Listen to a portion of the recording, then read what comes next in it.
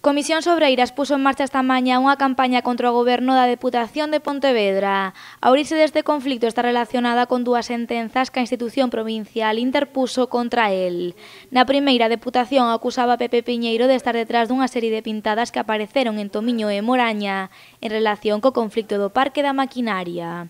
A segunda está relacionada cun comunicado de prensa que este sindicato enviou denunciando a falta de medidas adoptadas no Centro Príncipe Felipe durante a crise do coronavirus.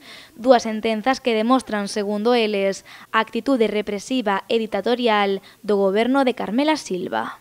A nós isto nos parece moi grave, é dicir, nos parece que partidos que se din de esquerdas, partidos que din defender os traballadores, defender as relacións laborales e toda unha serie de parafernalia que, sobre todo, se lles escoita cando son as campañas electorales, dice un, coño, que ben defendido estaría eu por esta xente que dice tanto a favor dos traballadores, pero que despois teñen este tipo de prácticas totalmente represivas, totalmente autoritarias, totalmente dictatoriales.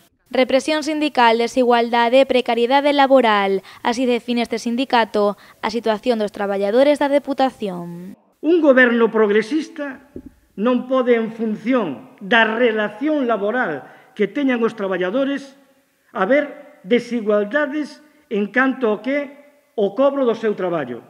Un laboral eventual e un interino cobran menos que un funcionario. Isto só pasa en esta administración.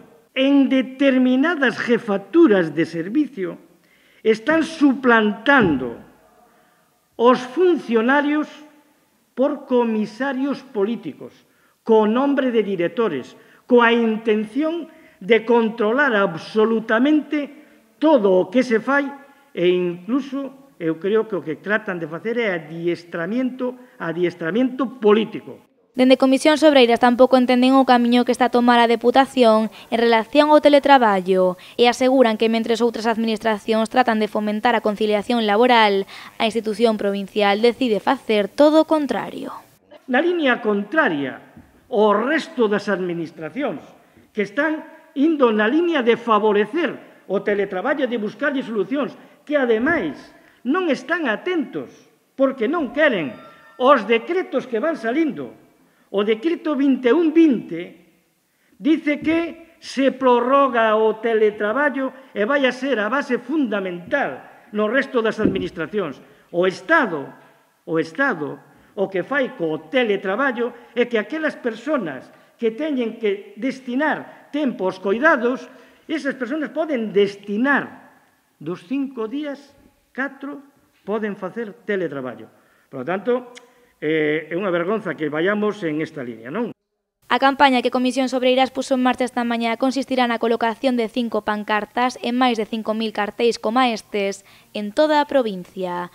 Unha movilización que, segundo o sindicato, se prolongará ata que Carmela Silva decida sentarse a dialogar.